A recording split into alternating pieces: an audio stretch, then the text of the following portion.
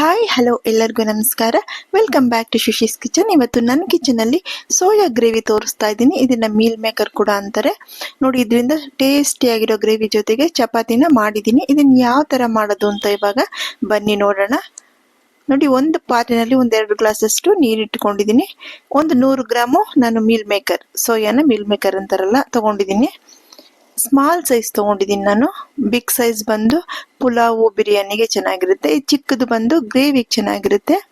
ನೋಡಿ, ನೀರು ಬಾಯ್ಲ್ ಆಗಬೇಕು. ನೀರು ಬಾಯ್ಲ್ ಆಗುವಾಗ ನಾವು ಈ ಸೋಯಾ ಚಂಕ್ಸ್ನ ಇದರಲ್ಲಿ ಸೇರಿಸ್ಕೊಂಡು ಮಿಕ್ಸ್ ಮಾಡಿಬಿಟ್ಟು ಲಿಡ್ ಮುಚ್ಚಿಬಿಟ್ಟು ಒಂದು 5 ಮಿನಿಟ್ಸ್ ವೆಯ್ಟ್ ಮಾಡೋಣ. ಸ್ಟವ್ ಆಫ್ ಮಾಡಿಬಿಡ್ಬೇಕು. ಬಿಸಿನೀರಲ್ಲಿ 5 ನಿಮಿಷ ಹಾಗೆ ಬಿಟ್ಬಿಡ್ಬೇಕು. ಈ ಗ್ರೇವಿ ತುಂಬಾ ಚೆನ್ನಾಗಿರುತ್ತೆ. ಪೂರಿಗೆ, ದೋಸೆ ಕೂಡ ಚೆನ್ನಾಗಿರುತ್ತೆ, ಚಪಾತಿಗೆ, ಇಡ್ಲಿ ಕೂಡ ಚೆನ್ನಾಗಿರುತ್ತೆ ನನ್ ಕೇಳಿದ್ರೆ. ನೋಡಿ, ಇವಾಗ 5 ನಿಮಿಷ ಆಗಿದೆ. ಇವಾಗ ಇದನ್ನ ಒಂದು ಸ್ಟ್ರೈನರ್ ತಗೊಂಡು ನಾವು ಸ್ಟ್ರೈನ್ ಮಾಡ್ಕೋಬೇಕು. ಆ ನೊರೆ ತರ ಇರೋದೆಲ್ಲ ಬಂದು ಪ್ರೋಟೀನ್ ಜಾಸ್ತಿ ಅಲ್ವಾ ಇದರಲ್ಲಿ, ಅದರಿಂದ ಆ ತರ ಇರುತ್ತೆ. ಇವಾಗ ಇದನ್ನ ನೀಟಾಗಿ ಸ್ಟ್ರೈನ್ ಮಾಡಿಬಿಟ್ಟು ಕೈಯಲ್ಲಿ ಚೆನ್ನಾಗಿ ಹಿಂಡ್ಕೋಬೇಕು, ನೀರು ಇರಬಾರ್ದು. ಹಿಂಡ್ಕೊಂಡು ತೆಗೆದಿಟ್ಕೊಳ್ತೀನಿ ನಾನು. ಇವಾಗ ಒಂದು ಪ್ಯಾನ್ ಇಟ್ಕೊಂಡು ಸ್ವಲ್ಪ ಬಟರು, ಇದಕ್ಕೆ ಬಟರ್ ಯೂಸ್ ಮಾಡ್ತಾ ಇರೋದ್ರಿಂದ ಬಟರ್ ಗ್ರೇವಿ ಅಂತಾನೆ ಹೇಳ್ತಾ ಇರೋದು ನಾನು, ಸೋಯಾ ಬಟರ್ ಗ್ರೇವಿ ಅಂತ. ಇವಾಗ ಇದಕ್ಕೆ ನಾನು ಬಟರ್ ಸೇರಿಸ್ಕೊಂಡ್ಬಿಟ್ಟು, ಇದು ಮನೆಯಲ್ಲೇ ನಾನು ತೆಗ್ದಿರೋದು ಬಟರ್ ಹಾಲಿನ ಕೆನೆಯಿಂದ. ಇವಾಗ ಸೋಯಾನ ಸ್ವಲ್ಪ 1-2-3 ನಿಮಿಷ ಫ್ರೈ ಮಾಡ್ಕೊಳ್ಳೋಣ. ಟೇಸ್ಟ್ ಬರುತ್ತೆ ಈ ತರ ಮಾಡ್ಕೊಂಡಾಗ, ನಮ್ಗೆ ಟೇಸ್ಟ್ ಬರುತ್ತೆ. ಗ್ರೇವಿನಲ್ಲಿ ತಿನ್ನುವಾಗ ಟೇಸ್ಟಿಯಾಗಿರುತ್ತೆ ಸೋಯಾ. ನೋಡಿ, ಈ ತರ ಸ್ವಲ್ಪ 1-2-3 ನಿಮಿಷ ಅಷ್ಟೇನೆ ಫ್ರೈ ಮಾಡಿಕೊಂಡು ತಗೊಂಡ್ಬಿಡೋಣ. ನಂತರ ಇದಕ್ಕೆ ಒಂದು ಸಿಂಪಲ್ ಮಸಾಲ ರೆಡಿ ಮಾಡ್ಕೋಬೇಕು.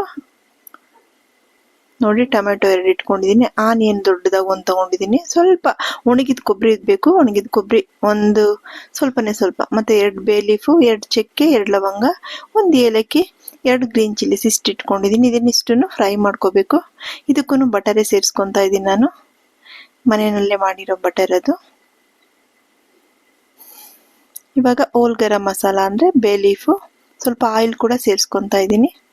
ಆಯಿಲಲ್ಲೂ ಫ್ರೈ ಮಾಡ್ಬೋದು, ಏನು ತೊಂದರೆ ಇಲ್ಲ. ಟೇಸ್ಟ್ ಸ್ವಲ್ಪ ಚೆನ್ನಾಗಿರುತ್ತೆ ಅಷ್ಟೇ ಬಟರಲ್ಲಿ ಮತ್ತೆ ಗೀನಲ್ಲಿ ಮಾಡುವಾಗ. ಗ್ರೀನ್ ಚಿಲ್ಲೀಸು, ಚಕ್ಕೆ, ಲವಂಗ, ಬೇ ಲೀಫು, ಆನಿಯನ್ನು ಸೇರಿಸ್ಕೊಂಡು ಸ್ವಲ್ಪ ಫ್ರೈ ಮಾಡಿಬಿಡ್ಬೇಕು. 1 ಏಲಕ್ಕಿ ಹಾಕಿದ್ದೀನಿ.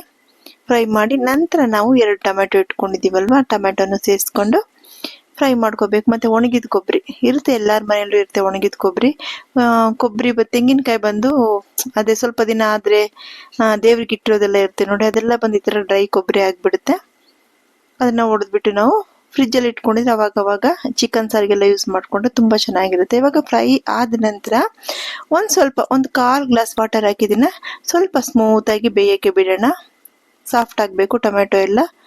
ನೋಡಿ, ಇವಾಗ ಆಗಿದೆ. ಇವಾಗ ಇದನ್ನ ಆದ ನಂತರ ನೀವು ಜಾರ್ಗೆ ಟ್ರಾನ್ಸ್ಫರ್ ಮಾಡ್ಕೊಳ್ಳಿ. ನಾನು ಬಿಸಿನಲ್ಲೇ ಸೇರಿಸ್ತಾ ಇದ್ದೀನಿ.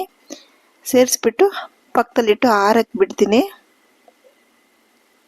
ಇವಾಗ ಏನ್ ಮಾಡ್ತೀನಿ, ಹಾಲು, ಕಾಯಿಸಿರೋ ಹಾಲಿದೆ ಅಲ್ವಾ, 150 ml ಹಾಲನ್ನ ಇದೇ ಪ್ಯಾನಲ್ಲಿ ಹಾಕಿ ಎಲ್ಲ ಮಿಕ್ಸ್ ಮಾಡಿಬಿಟ್ಟು ಅದರಲ್ಲೇ ಹಾಕಿ ಗ್ರೈಂಡ್ ಮಾಡ್ತೀನಿ. ನಾನು ಫ್ರೈ ಮಾಡ್ಕೊಂಡಿದ್ದೀನಿ ಅಲ್ವಾ, ಅದಕ್ಕೆ ಸೇರಿಸ್ಕೊಂತೀನಿ 50 ml ಮಿಲ್ಕು. ನೀವು ಜಾಸ್ತಿ ಗ್ರೇವಿ ಮಾಡೋದಿದ್ರೆ 100 ml ಸೇರಿಸ್ಕೊಳ್ಳಿ. ನಾನು ಫ್ರೆಶ್ ಕ್ರೀಮ್ ಯೂಸ್ ಮಾಡ್ತಾ ಇಲ್ಲ ಅಲ್ವಾ, ಅದರಿಂದ ನಾನು ಮಿಲ್ಕ್ನ ಸೇರಿಸ್ಕೊತಾ ಇದ್ದೀನಿ. ಕ್ಯಾಶ್ಯೂ ಕೂಡ ಸೇರಿಸ್ಕೋಬಹುದು. ಗ್ರೈಂಡ್ ಮಾಡ್ಕೊಂಡಿದ್ದೀನಿ ಪೇಸ್ಟ್ನ. ಇವಾಗ ಸ್ವಲ್ಪ ಧಾರಾಳವಾಗಿನೇ 3-4 ಸ್ಪೂನು ಟೇಬಲ್ ಸ್ಪೂನು ಆಯಿಲ್ ಸೇರಿಸ್ಕೊಳ್ಳೋಣ. ಈ ತರ ಗ್ರೇವಿ ಐಟಮ್ಗೆಲ್ಲ ಆಯಿಲ್ ಸ್ವಲ್ಪ ಮುಂದೆ ಇರಬೇಕು. ನೋಡಿ, ಆಯಿಲ್ ಸ್ವಲ್ಪ ಬಿಸಿ ಆದ ನಂತರ ನಾವು 2 ಆನಿಯನ್ ಕಟ್ ಮಾಡಿ ಇಟ್ಕೊಂಡಿದ್ದೆ, ಅದನ್ನ ಸೇರಿಸ್ಕೊತಾ ಇದ್ದೀನಿ. ಸ್ವಲ್ಪ ಮೀಡಿಯಂ ಸೈಜ್ ಚಿಕ್ಕದೇನೆ ಆನಿಯನ್, ಜಾಸ್ತಿ ಇಲ್ಲ. ನೋಡಿ, ಈ ತರ ಸ್ವಲ್ಪ 3-4 ನಿಮಿಷ ಬಾಡಿಸ್ಕೋಬೇಕು. ನಂತರ ನಾನು 1 ಸ್ಪೂನು ಜಿಂಜರ್ ಗಾರ್ಲಿಕ್ ಪೇಸ್ಟ್ ಮನೆಯಲ್ಲೇ ಮಾಡಿರೋದು ಇದು, ಅದನ್ನ ಸೇರಿಸ್ಕೊಂಡು ಅದನ್ನು ಸ್ವಲ್ಪ ರಾಸ್ ಮೇಲೆ ಹೋಗೋ ತನಕ 1 ಮಿನಿಟ್ ಇದೆ ಹಾಗೆ ಫ್ರೈ ಮಾಡ್ಕೊಳ್ಳೋಣ. ಅಷ್ಟೇ, ಸಿಂಪಲ್ ಆಗಿ ಮುಗಿಸ್ಬಿಡ್ಬೋದು ಗ್ರೇವಿ ಇದು.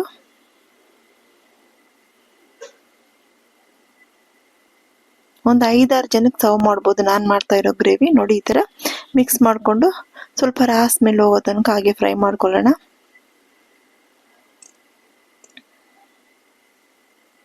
ನೋಡಿ, ಫ್ರೈ ಆಗ್ತಾ ಇದೆ. ಇವಾಗ ರೆಡ್ ಚಿಲ್ಲಿ ಪೌಡರ್, ನಾನು ಕಾಶ್ಮೀರ್ ರೆಡ್ ಚಿಲ್ಲಿ ಪೌಡರ್ ತಗೊಂಡಿದ್ದೀನಿ. ಇದು ಖಾರ ಇರಲ್ಲ, ಕಲರ್ ಇರುತ್ತೆ. ಸ್ಮಾಲ್ ಸ್ಪೂನಲ್ಲಿ 1.5 ಸ್ಪೂನ್ ಸೇರಿಸ್ಕೊತಾ ಇದ್ದೀನಿ. ಮತ್ತು 1 ಸ್ಪೂನ್ ಧನಿಯಾ, 1/4 ಸ್ಪೂನ್ ಜೀರಿಗೆ ಪೌಡರು ಅಷ್ಟನ್ನು ಸೇರಿಸ್ಕೊಂಡು ಇವಾಗ ಫ್ರೈ ಮಾಡ್ಕೊಳ್ಳೋಣ. ಈ ಆನಿಯನ್ನಲ್ಲೇ ನೋಡಿ, ಈ ಥರ ಆಯಿಲಲ್ಲಿ ಫ್ರೈ ಮಾಡುವಾಗ ನಿಮಗೆ ಈ ರೆಡ್ ಚಿಲ್ಲಿ ಪೌಡ್ರು, ಧನಿಯಾ ಪೌಡರ್ ಎಲ್ಲ ಸ್ಮೆಲ್ಲ ಚೆನ್ನಾಗಿ ಹೋಗುತ್ತೆ. ನೋಡಿ, ಈ ಥರ ಫ್ರೈ ಮಾಡ್ಕೋಬೇಕು. 1-2-3 ನಿಮಿಷ ಹೀಗೆ ಆಯಿಲಲ್ಲಿ ಫ್ರೈ ಮಾಡ್ತಾ ಇರೋಣ. ತುಂಬ ಟೇಸ್ಟಿಯಾಗಿ ಬರುತ್ತಪ್ಪ ಗ್ರೇವಿ. ನೋಡಿ, ಇವಾಗ ಗ್ರೈಂಡ್ ಮಾಡ್ಕೊಂಡು ಬಂದಿದ್ದ ಪೇಸ್ಟ್ ನಾನು ಆರಿಸ್ಬಿಟ್ಟು ಗ್ರೈಂಡ್ ಮಾಡಿದ್ದೀನಿ. ನೀವು ಬಿಸಿನಲ್ಲೇ ಮಾಡಿದ್ರೆ ಮಿಕ್ಸಿ ಕ್ಯಾಪೇ ಓಪನ್ ಆಗಿಬಿಡುತ್ತೆ, ಹುಷಾರು. ಆರಿಸ್ಬಿಟ್ಟು ಮಾಡ್ಕೊಳ್ಳಿ. ನೋಡಿ, ಮಿಕ್ಸ್ ಮಾಡಿದೆ, ಅದನ್ನು ಹಾಕಿದ್ದೀನಿ. ಇವಾಗ ಜಾರ್ಗೆ ಸ್ವಲ್ಪ ನೀರು ಸೇರಿಸಿ ಅದನ್ನು ಮಿಕ್ಸ್ ಮಾಡ್ಕೊಳ್ಳೋಣ. ನಮಗೆ ತುಂಬ ಗಟ್ಟಿನೂ ಬೇಡ, ತುಂಬ ತೆಳುವಾಗೂ ಬೇಡ, ಮೀಡಿಯಮ್ ಆಗಿ ಮಾಡ್ಕೊಳ್ಳೋಣ ಗ್ರೇವಿ. ಇವಾಗ ಈ ಗ್ರೇವಿನ ಸ್ವಲ್ಪ ಹೊತ್ತು ಕುದಿಯೋಕೆ ಬಿಡಬೇಕು. ಅದಕ್ಕೂ ಮುಂಚೆ ಸೋಯಾ ಇದೆಯಲ್ವಾ, ನಾವೆಲ್ಲ ಹಿಂಡ್ಬಿಟ್ಟು ಪ್ರೆಸ್ ಮಾಡಿ ನೀಟಾಗಿ ನೀರು ತೆಗೆದುಬಿಡ್ಬೇಕು. ಇಲ್ಲ ಅಂದರೆ ಒಳಗಡೆ ನಿಮಗೆ ಗ್ರೇವಿ ಅಂಶ ಒಳಗಡೆ ಹೋಗೋದಿಲ್ಲ, ನೀರಿರಿದ್ರೆ ಹಾಗೆ ಇದ್ಬಿಡುತ್ತೆ. ಇವಾಗ ಅದನ್ನು ಮಿಕ್ಸ್ ಮಾಡಿಬಿಟ್ಟು ಲಿಡ್ ಕ್ಲೋಸ್ ಮಾಡಿ ಸಾಲ್ಟ್ ಹಾಕೋ ಥರ ಇದ್ರೆ ನಾನು ಆಲ್ರೆಡಿ ಸ್ವಲ್ಪ ಸಾಲ್ಟು ಟೊಮೆಟೊ ಈರುಳ್ಳಿ ಬೇವಾಗ ಸೇರಿಸಿದ್ದೀನಿ, ಅದರಿಂದ ಸ್ವಲ್ಪ ಸೇರಿಸ್ಕೊಂಡಿದ್ದೀನಿ. ಇವಾಗ ಲಿಡ್ ಕ್ಲೋಸ್ ಮಾಡಿ ಒಂದು 5 ನಿಮಿಷ ಬಿಡೋಣ. ನೋಡಿ, 5 ನಿಮಿಷ ಆದಮೇಲೆ ಓಪನ್ ಮಾಡ್ತಾ ಇದ್ದೀನಿ. ಇವಾಗ ನಾವು ಎಷ್ಟು ನೀರು ಬೇಕೋ ನಮಗೆ ಅಷ್ಟು 1 ಗ್ಲಾಸ್ ನೀರು ಸೇರಿಸ್ತಾ ಇದ್ದೀನಿ ನಾನು. ನೀರು ಸೇರಿಸ್ಬಿಟ್ಟು ಮಿಕ್ಸ್ ಮಾಡೋಣ. ಮಿಕ್ಸ್ ಮಾಡಿ ಎಷ್ಟು ಹದದಲ್ಲಿದೆ, ಲಿಕ್ವಿಡ್ ಆಗಿದೆಯಾ, ಜಾಸ್ತಿ ಗಟ್ಟಿದೆಯಾ ನೋಡ್ಕೊಳ್ಳೋಣ. ಇಷ್ಟಿದ್ರೆ ಸಾಕು ನಮಗೆ. ಚಪಾತಿಗೆ, ಪೂರಿಗೆ, ದೋಸೆಗೆ, ಇಡ್ಲಿಗೆ ಸಖತ್ತಾಗಿ ಬಂದ್ಬಿಡುತ್ತೆ ಗ್ರೇವಿ. ಇವಾಗ ಇದನ್ನು 6-7 ನಿಮಿಷ ಮೀಡಿಯಮ್ಗಿನ್ನ ಕಮ್ಮಿ ಮಾಡಿ ಕುದಿಸಿ.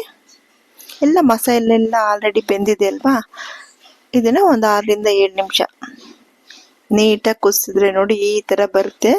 ಗ್ರೇವಿ ರೆಡಿಯಾಗಿ ಬಂದಿದೆ. ಇವಾಗ ಇದಕ್ಕೆ ಸ್ವಲ್ಪ ಕಸೂರಿ ಮೆಥಿ ಇಟ್ಕೊಂಡಿರ್ತೀವಲ್ವ ನಾವು, ಅದನ್ನ ಹಾಕಬೇಕು. ಕಸೂರಿ ಮೆಥಿನ ಸ್ವಲ್ಪ ಕೈಯಲ್ಲಿ ಒಸಕ್ಬಿಟ್ಟು ಸ್ವಲ್ಪ ಜನ ಅದನ್ನ ಫ್ರೈ ಮಾಡಾಕ್ತಾರೆ. ನೋಡಿ, ಇನ್ನೊಂದ್ಸರಿ ಲಿಡ್ ಕ್ಲೋಸ್ ಮಾಡ್ತಾ ಇದ್ದೀನಿ. ಸ್ವಲ್ಪ ಆಯಿಲ್ ಎಲ್ಲ ಮೇಲೆ ಬರುತ್ತಲ್ವ, ಚೆನ್ನಾಗಿರುತ್ತಲ್ಲ ನೋಡೋಕ್ಕೆ. ಇವಾಗ ಕಸೂರಿ ಮೆಥಿನ ಕೈಯಲ್ಲಿ ಒಸಕ್ಬಿಟ್ಟು ಹಾಕಿದೆ. ಮತ್ತು ನಮ್ಮ ಸೌತ್ ಇಂಡಿಯನ್ದು ಕೊತ್ತಂಬರಿ ಸೊಪ್ಪು ಅದನ್ನು ಸ್ವಲ್ಪ ಹಾಕಿದ್ದೀನಿ. ಹಾಕ್ಬಿಟ್ಟು ಗ್ರೇವಿ ಆಫ್ ಮಾಡ್ಕೊಂಡ್ಬಿಡೋಣ. ತುಂಬ ಸಖತ್ತಾಗಿ ಬಂದಿದೆ ಗ್ರೇವಿ. ನೀವು ಮಾಡಿ ನೋಡಿಪ್ಪ, ಹೇಗೆ ಬಂತು ಅಂತ ನನಗೆ ಕಮೆಂಟ್ ಸೆಕ್ಷನಲ್ಲಿ ಕಮೆಂಟ್ ಮಾಡಿ.